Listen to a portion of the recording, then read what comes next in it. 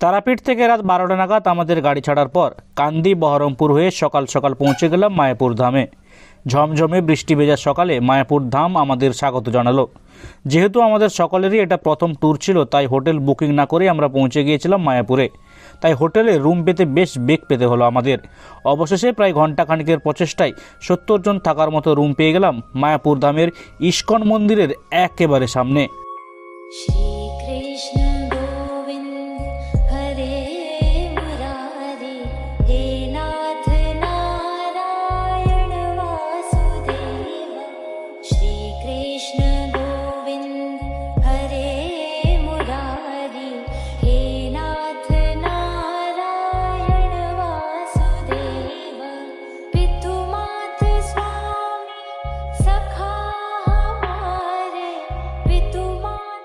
তো hey guys, আমি অমিত, তোমরা দেখছো ভবগুরু ব্লগস। তো চলো ভিডিও শুরু করা যাক। তো তৃতীয় দিনের সকালে তোমাদের সকালকে অনেক অনেক স্বাগত। তো এখন আমি দাঁড়িয়ে রয়েছি মায়াপুরে, ঠিক আছে, জাস্ট ইস্কন মন্দিরের অপোজিটে। তো এখন আমি যাচ্ছি ইস্কন মন্দিরে। তো গত দুটা যে ব্লগ তোমরা দেখেছো, আশা করছি তোমাদের সে ব্লগগুলো ভালো লেগেছে। তো তৃতীয় ব্লগটাও আশা করছি তোমাদের ভালো লাগবে। তো চলো বেশি ভাট না বকে ভিডিও শুরু করা যাক। তো আমরা এখন মায়াপুরের ইস্কন মন্দিরের দিকে হেঁটে হেঁটে যাচ্ছি রাস্তা দিয়ে।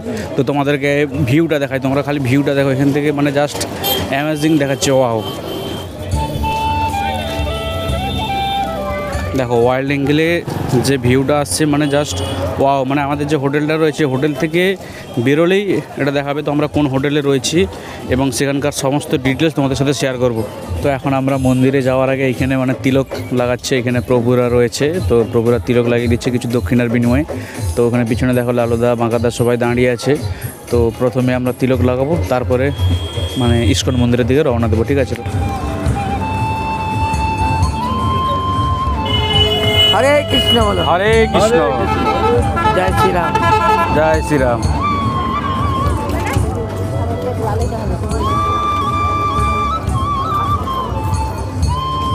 তো ফাইনালি তিলক কাটা হয়ে গেল। এখন যাচ্ছি মন্দিরের দিকে। তো তিলক কেটে আমাকে কেমন লাগছে তোমরা আমাকে কমেন্ট করে জানাও। আর এই যে আমার লালুদার বাঁকাদা যাচ্ছে। সবথেকে বড় কথা এই যে ভিউটা সত্যি জীবনে অনেক দিন আশা ছিল যে নবদ্বীপ বা মায়াপুরে ঘুরতে আসবো।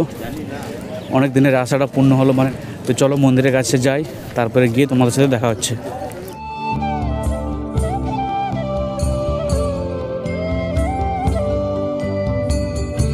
তো ফাইনালি এখন মন্দিরের সামনে চলে আসছি। মন্দিরের সামনে থেকে মন্দিরের যে লুকটা এতটা অ্যামেজিং দেখাচ্ছে, এতটা সুন্দর দেখাচ্ছে, তোমাদেরকে ভাষায় বলে বোঝাতে পারবো না, ঠিক আছে। তো নিজেকে খুব এক্সাইটেড লাগছে। তো ওই জন্য হাঁপিয়ে যাচ্ছি কথা বলতে গিয়ে। তো তোমরা শুধু লুকটা একবার দেখো, এতটা সুন্দর সত্যি বলার বাইরে। শুধু লুকটা একবার দেখো মন্দিরে। সত্যি ছোটোবেলা থেকে কত ছবি দেখে এসেছি, কতবার ভেবেছি এই মন্দিরটা একদিন ঘুরতে আসবো। আজকে সেই আশাটা আমার পূর্ণ হয়েছে। নিজেকে খুব এক্সাইটেড লাগছে, ঠিক আছে। তো এই হচ্ছে মন্দিরের গেট, লেখা আছে শ্রী মায়াপুর চন্দ্রোদা মন্দির, ঠিক আছে। তো এই হচ্ছে মন্দিরের গেট, তোমরা দেখতে পাচ্ছ। এখান দিয়ে মন্দিরের ভিতরে এন্ট্রি পাবে। তো দেখা যাক কী ব্যবস্থা আছে না আছে, সব কিছু তোমাদেরকে বলবো। তো চলো। তো এখন মন্দিরের ভিতরে এই যে জাস্ট প্রবেশ করলাম। মানুষের কতটা ভিড় আছে দেখো। ওয়াও, এখানে প্রবেশ করতে পেরে নিজেকে জাস্ট ওয়া লাগছে। হ্যাঁ বলো। এখান থেকে পুরোটা আসবে, বাইরে থেকে তো করতে হবে। বাইরে থেকে পুরোটা আসবে? হ্যাঁ, বাইরে থেকে পুরোটা আসবে। ঠিক আছে, চলো দেখা হচ্ছে পরে। তো ফাইনালি মোটামুটি অনেক দিনের অপেক্ষার পর এখন পৌঁছে গেছি সেই মায়াপুরের মন্দিরে। তো মায়াপুরের মন্দিরে পৌঁছে তো আমার নিজেকে খুব এক্সাইটেড লাগছে। তো আমি তোমাদের সামনেই লালুদার কাছ থেকে রিভিউ নেব, এই মায়াপুরের মন্দিরে পৌঁছে কতটা এক্সাইটেড লাগছে। আজ এখানে মায়াপুরে প্রভুর মন্দিরে এসে খুব ভালো লেগেছে আমার। অনেক দিনের আশা ছিল যে আসবো। বছরের প্রথম 24 সাল, বছরের প্রথম মাস, যে প্রভুর মন্দিরে এসে আনন্দ উপভোগ বা চরণে প্রণাম নিয়ে 24 সালটা যেন আমার পরিবার, আমার বন্ধুবান্ধব, আত্মীয় স্বজনের সবার জন্য ভালো কাটে, এই কামনা করে এসেছি এখানে। যেন সবাই ভালো থাকে। 2024 সালে সবার ব্যবসা বাণিজ্য যেন ভালো চলে, সবাই যেন ভালো থাকে। আমার খুব খুশি, খুবই আনন্দের মধ্যে আমার আজ দিনটা কাটছে। সত্যি কথা বলতে লালুদাকে আমার নিজের তরফ থেকে অনেকটা ধন্যবাদ জানানো হচ্ছে। মানে ছোটোবেলা থেকে ছবি দেখছি, অনেক দিন ভাবছি আসবো আসবো, মানে হয়ে উঠতে পারেনি। তো আজকে লালুদার জন্য সেই স্বপ্নটা আমার সত্যি হলো। মানে লালুদাকে অসংখ্য অসংখ্য ধন্যবাদ। থ্যাংক ইউ ভাই, তুমি এসছো আমার সঙ্গে, খুব ভালো লেগেছে, আমি খুব আনন্দ পেয়েছি, আমি খুব গর্ব।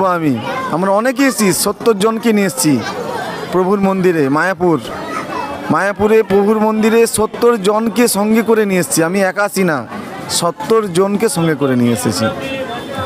আমি খুবই গর্বিত আমি নিজে থেকে। এরপর জয় শ্রীকৃষ্ণ। জয় শ্রীকৃষ্ণ, জয় রাধে। লালুদার তরফ থেকে আমাদের যে এই যে সবাইকে নিয়ে যে আসা, আর সবচেয়ে বড় কথা হচ্ছে লালুদার মতন যে এই যে বড় অবদান, এই যে ডেবরার থেকে যে অবদানটা যেটা তুলে দেওয়া হয়েছে, এটা হচ্ছে বিরাট। মানে এই অবদানটা আমরা কখনো ভুলবো না, আর ভুলতে পারবো না। লালুদার বিরাট অবদান, বিরাট বিরাট বিরাট। তো চলো এরপরে কি হয় না হয় সব কিছু তোমাদের সাথে শেয়ার করছি, তো থাকো ভিডিওটা। তো এখন আমরা মন্দিরের ভিতরে প্রবেশ করছি। তো আমরা এখন যাব প্রথমে প্রসাদ গ্রহণ করতে, ঠিক আছে। মায়াপুরের ইস্কন মন্দিরের যে মহাপ্রসাদ, সেই প্রসাদের জন্য আমরা অলরেডি টুকুন সংগ্রহ করে নিয়েছি। তো এখন প্রসাদ সংগ্রহ করব, তারপরে তোমাদেরকে পুরো মন্দিরটা ঘুরিয়ে দেখাবো, ঠিক আছে। তো কতটা ক্যামেরা অ্যালাউ আছে কি না আছে সেটা তো আমার জানা নেই। তো যতটা পারবো, যত দূর ক্যামেরা অ্যালাউ থাকবে তোমাদের জন্য ভিডিও বানাবো, ঠিক আছে। তো থাকো ভিডিওতে, আশা করছি তোমাদের ভিডিওটা খুব ভালো লাগবে। তো চলো দেখা হচ্ছে। মায়াপুর এসে মন একদম শান্তি হয়ে গেছে। হ্যাঁ, এবার আমরা ঠাকুরের প্রসাদ ভোজন করব। হ্যাঁ, তারপর আরও আছে ঘোরাঘুরি করব। তো যারা এই মন্দিরে আসবে তোমাদেরকে কোনো চিন্তা করতে হবে না। হয়তো ভাবছো জুতো বা ব্যাগ কোথায় রাখবে, তো তার জন্য এখানে অলরেডি মানে মন্দির কর্তৃপক্ষের পক্ষ থেকে বিনা পয়সা এখানে স্ট্যান্ডের ব্যবস্থা আছে। মানে তোমরা জুতো ফ্রিতে রেখে যেতে পারবে, ব্যাগপত্র সব কিছু তোমরা এখানে রেখে যেতে পারবে। তো চলো আমার প্রথমে ব্যাগপত্র এখানে রেখে দিই, তারপরে তোমাদের সাথে দেখা হচ্ছে। যদি ফোন অ্যালাউ থাকে তো এরপরে তোমাদের সাথে দেখা হবে, নাহলে ঠিক আছে। তো এই দেখছো জুতো স্ট্যান্ড, মোটামুটি এখানে দেখো লেখা রয়েছে বিনামূল্যে জুতো রাখা স্ট্যান্ড। তো এখানে তোমরা সবাই মানে নিশ্চিন্তায় জুতো রেখে যেতে পারো। তো ব্যাগ ফ্যাগের ব্যাপারগুলো কী আছে আগে জানি, তারপরে তোমাদের সাথে আবার বলছি।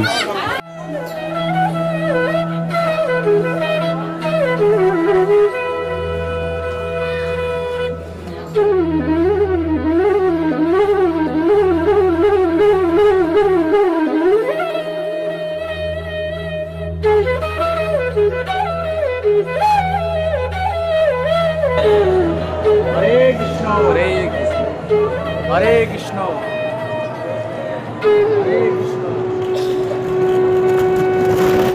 তো ফাইনালি মোটামুটি এখন প্রসাদ খাওয়া হয়ে গেল। মানে প্রসাদের রান্নাগুলো যে ছিল মানে অনবদ্য, মানে বলার বাইরে। মানে প্রত্যেকটা জিনিস, মানে সবজি বলুন, ডাল বলুন, চাটনি বলুন, সব কিছু পারফেক্ট। মানে এত কম তেলে এত সুন্দর রান্না মানে খুব কমই খেয়েছি, ঠিক আছে। মানে আপনাকে নুন থেকে তেল থেকে শুরু করে মানে কোনো কিছুতে আপনার কোনো অবজেকশন থাকবে না। মানে এত মানুষের রান্না কীভাবে এতটা পারফেক্ট হচ্ছে সেটাই নিয়ে আমি এখন বিস্ময়। তো সবই প্রভুর মহিমা। তো মায়াপুরে আসলে অবশ্যই এই মহাপ্রসাদ গ্রহণ করার অনুরোধ রইল। মানে খাওয়ার কথা বলবো না, অনুরোধ করলাম তোমাদের যে একবার টেস্ট করে গিয়েও, ঠিক আছে। তো এখন অলরেডি বৃষ্টি পড়া শুরু হয়ে গেছে, তো বাইরের গেটের দিকে যাচ্ছি, দেখি। তো চলো সামনে গিয়ে তোমাদের সাথে দেখা হচ্ছে। তো দেখো মন্দিরের ভেতরেই দুদিকেই অনেক দোকানপাটি রয়েছে। তো চাইলেই তোমরা বিভিন্ন রকমের মানে জামা কাপড়, তারপরে পুজোর সরঞ্জাম, খেলনাপাতি, যে কোনো জিনিসই তোমরা এখানে কিনতে পারবে। তো মানে অনেক অনেক অনেক দোকান আছে, তো আশা করছি কোনো সমস্যা হবে না।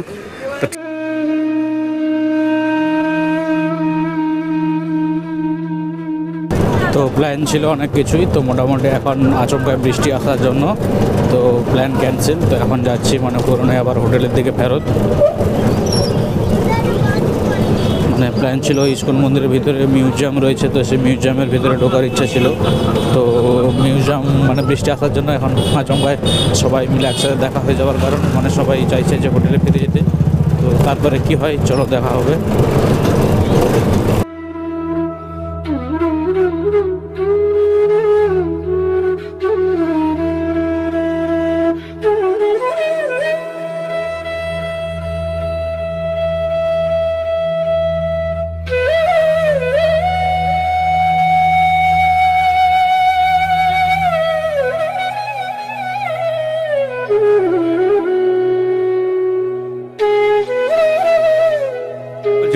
তো আমরা এখন নবদ্বীপ যাবো, তো গঙ্গার ঘাটের উদ্দেশ্যে আমরা সবাই হেঁটে হেঁটে যাচ্ছি। তো ঠিক আছে, বলো কি বলবে বলো। আমরা এখন এসে গেছি এই মুহূর্তে মায়াপুর ধাম। এখন আমরা নদী পেরিয়ে নবদ্বীপে যাব। আমরা এসেছি ডেবরা থেকে। আমরা আজকে থাকবো এখানে, অনেক নাম সংকীর্তন হবে, আনন্দ হবে, হই হুল্লোড় হবে। ব্যাস, সঙ্গে আমাদের লালুদা আছে এবং লালুদার ছেলে আমার ভাইপো, সবাই আমরা এসেছি। খুব ভালো, খুব ভালো। হরে কৃষ্ণ, হরে কৃষ্ণ, জয় রাধে, জয় রাধে, জয় জয় রাধে, জয় জয় রাধে। এই যে পিছনে টিকিট কাউন্টার আছে, তো টিকিট কাউন্টারে টিকিট কাটবে। তো টিকিট কাটার পর ওইখানে যে নদী পেরিয়ে যাবো আর কি। তো এটা নবদ্বীপে ঘাট নয়, কারণ নদীটা দেখেই বোঝা যাচ্ছে যে এটা গঙ্গা নয়। তো এটা অন্য কোথাও একটা যেতে হবে, যাওয়ার জন্য একটা ঘাট। তো এই ঘাটটা হচ্ছে হুলোর ঘাট থেকে স্বরূপগঞ্জ বা কৃষ্ণনগর যাওয়ার ঘাট। তো আমরা যাব নবদ্বীপ। তো নবদ্বীপ যাওয়ার ঘাটটা আলাদা, তো আমরা ভুল জায়গায় চলে আসছি। তো এবারে নবদ্বীপ যাওয়ার ঘাট কোথায় সেটাই খুঁজতে হবে। তো এখন নবদ্বীপ ঘাটের কাছে পৌঁছে গেছি। তো এটা হচ্ছে নবদ্বীপ যাওয়ার ঘাট। তো এখানে টিকিট কাটতে হবে। তো এখান থেকে নবদ্বীপ যাওয়ার ঘাটের টিকিট মাত্র 10 টাকা, ঠিক আছে। তো দেখো সব লোক আসছে যাচ্ছে। তো আমরা এখন এই ঘাটের সামনে দাঁড়িয়ে রয়েছি, ঠিক আছে। তো ওই যে সামনে দেখো এখানে ঘাটটা, আর এই পিছনে আমার পিছনে যেটা আছে এটা টিকিট কাউন্টার, ঠিক আছে। তো আমরা এখন সবাই মোটামুটি এখানে চলে আসছি। তো টিকিটটা কাটা হোক, তারপরে তোমাদের সাথে নৌকায় যখন পেরাবো নদী তখন তোমাদের সাথে দেখা হবে। তো এই হচ্ছে লঞ্চে যাওয়ার পথ। তো এখন এই জেটির মধ্যে যাচ্ছি, ঠিক আছে। তো নবদ্বীপ যাওয়ার যে হ্যাঁ হ্যাঁ না না না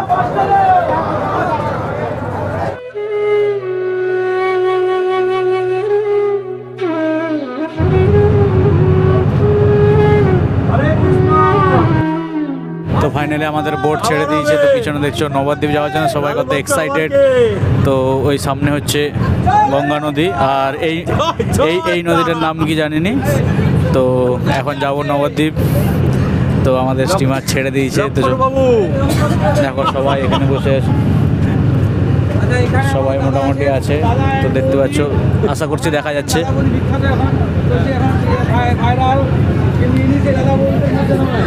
দেখো খোকনদা ভিডিও করছে, দাদা সমীর দা। সব থেকে বড় ব্যাপার হলো যে লঞ্চে তোমরা যতজনকে দেখতে পাচ্ছ সবই আমাদের ব্যাচ, মানে পুরো লঞ্চটাই আমরা বুক করে নিয়ে যাচ্ছি, ঠিক আছে।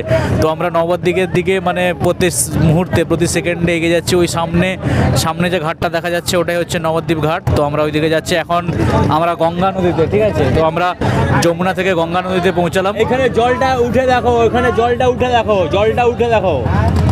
ওইদিকে জলটা কালো আর এটা ঘোলা জল। রাধে রাধে, রাধে রাধে।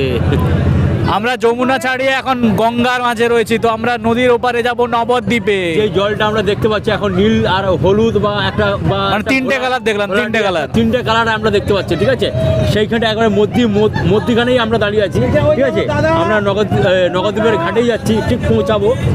তো আমরা এখন ফাইনালি নবদ্বীপ ঘাটের কাছে পৌঁছে গেছি। দেখো আমাদের পিছনে তোমরা ঘাটটা নিশ্চয়ই দেখতে পাচ্ছ। সবাই খুব এক্সাইটেড, দেখো সবাই ঘাটের দিকেই তাকিয়ে রয়েছে, কখন ঘাটে পৌঁছাবে আর কখন নবদ্বীপ ধামে পা ফেলবে। তো প্রায় আমরা চলে এসেছি মানে ঘাটের সামনে, নবদ্বীপ ঘাটের সামনে। কোন দিক দিয়ে এলাম? এখন এসে গেছি একদম নবদ্বীপের মানে নবদ্বীপ ধামে। তো আমরা মায়াপুর থেকে কোন দিক দিয়ে এলাম আর কোন দিয়ে গেলাম তো কিছু বুঝতে পারিনি। এই এলাম কোন দিক থেকে আমি তো বুঝতে পারিনি। পূর্ব থেকে পশ্চিমে। আর বুঝতে পারবে না, যেহেতু ঘুরে দিয়েছে। হ্যাঁ লঞ্চ দেখো আমরা নামলে আমাদের অপেক্ষায় কতজন আছে, যে আমরা নামলে ওরা চাপবে, ঠিক আছে। তো বৃষ্টি পড়ছে, তাড়াতাড়ি এখান থেকে বেরোতে হবে, মানে ফোনও ভিজ দিছে আর সবাই ভিজ দিছে। তো লঞ্চের ওপাশে যেতে হবে।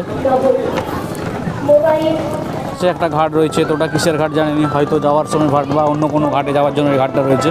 তো ওটা কিসের ঘাট আমি জানি না। তো এই যে দেখো নদী ঘাট থেকে উপরে উঠতেছি।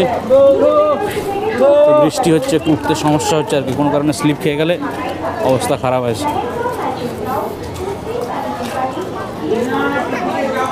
তো এখন ঘাট থেকে বেরিয়ে এই যে সামনে টোটো স্ট্যান্ড রয়েছে। তো কোন দিকে যেতে হবে সেটা আমার জানা নেই। তো লালুদা আসো, তো লালুদা যেটা সাজেশন দেবে সেটাই হবে, কারণ আমি পুরো জিরে এক্সপিরিয়েন্সের সাথে আসছি আর কি, ঠিক আছে। জায়গায় কোনো দিনে আসছি বা না আসছি তো সেরকম কোনো ব্যাপার নেই।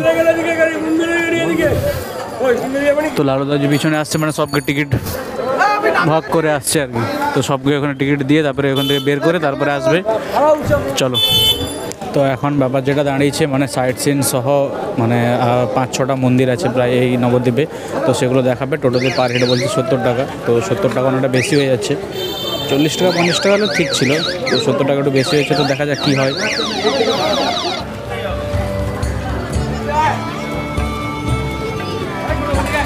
তো এখন আমরা এসে পৌঁছেছি নবদ্বীপের রাধারানীর মন্দিরে। তো সবাই অলরেডি এদিকে দর্শন করতে যাচ্ছে। তো মোবাইলে ক্যামেরাতে জল লেগে গেছে, তো জলটাকে পরিষ্কার করি তারপরে দেখা হচ্ছে এবং ওদের সাথে ফটো তুলতে হবে, ঠিক আছে?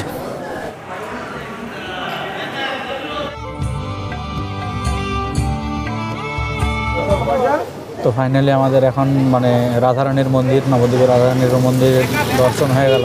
এরপরে যাব এরপরে কোন মন্দির যাব দাদা? আপনাদের গাড়ি দিয়েছে, একটু ফোন করে বলেন কোথায় আছে গাড়িটা, সেরে হয়ে যাবে। আচ্ছা আচ্ছা।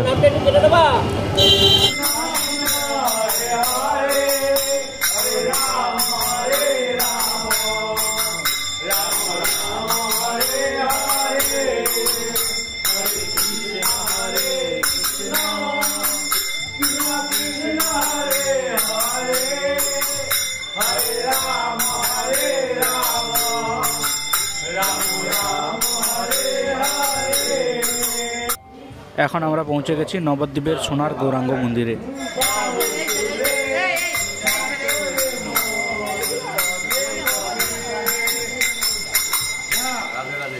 সোনার গৌরাঙ্গ মন্দির থেকে বেরিয়ে আমরা টোটো করে পৌঁছে গেলাম নবদ্বীপের সচিমাতার মন্দিরে।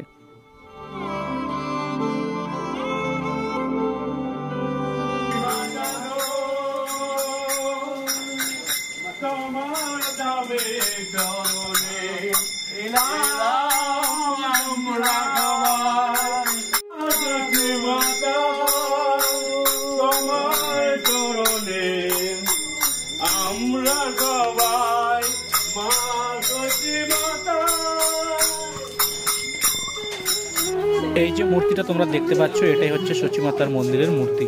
তো মোটামুটি আমরা সচিমাতার মানে মন্দিরে ঘোরার পরে প্রণাম করে আমরা আবার টোটো নিয়ে বেরিয়ে পড়লাম নবদ্বীপের আরও একটি মন্দির দর্শন করতে। তো পরের মন্দিরটা হলো নবদ্বীপের পোড়ামাতার মন্দির।